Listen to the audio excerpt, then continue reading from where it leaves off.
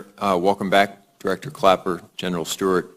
Thank you for that predictably cheery briefing. Director Clapper, I've always believed that the ground war against ISIS must be won by our Arab partners rather than by American ground forces. And so it was therefore pretty encouraging to finally hear Saudi Arabia and the UAE over the weekend voice some openness to putting ground forces in Syria.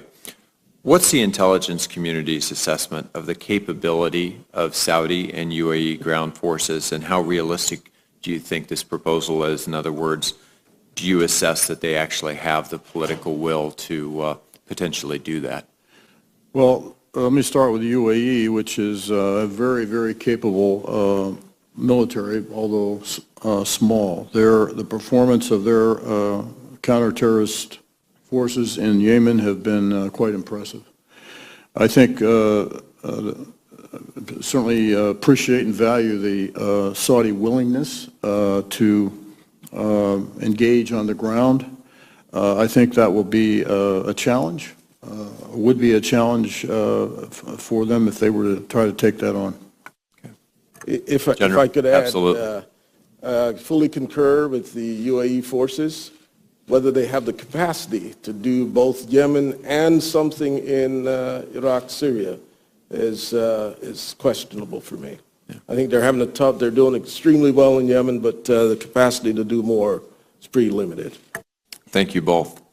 I would like to return to a question that Senator Heinrich raised. He raised the news that the Saudi Defense Ministry and now the Emirati Foreign Ministry have both suggested that they would be willing to deploy their troops to the ground in Syria, and he asked you to assess the capability of those militaries. But threats, for good or for ill, are both capability and intention. In both of the statements from Saudi Arabia and the UAE, they both insisted that they would need to see U.S. leadership in that effort.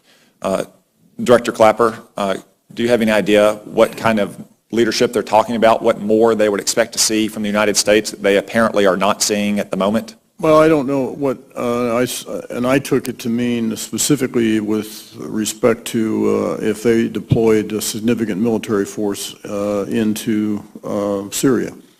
And I took it to mean the command and control capability that, the U.S. is pretty good at. That's what I took it to mean. General Stewart. I think the Arab countries led by Saudi Arabia and the Emiratis would like to see more ground forces to match their commitment. Having said that, I do not assess that the Saudi ground forces would have either the capacity to take this fight on. As I've said earlier, the Emiratis, very capable, acquitted themselves well in Yemen, lack the capacity to take on additional fight elsewhere. I think the idea is, how do we get more U.S. skin in the game?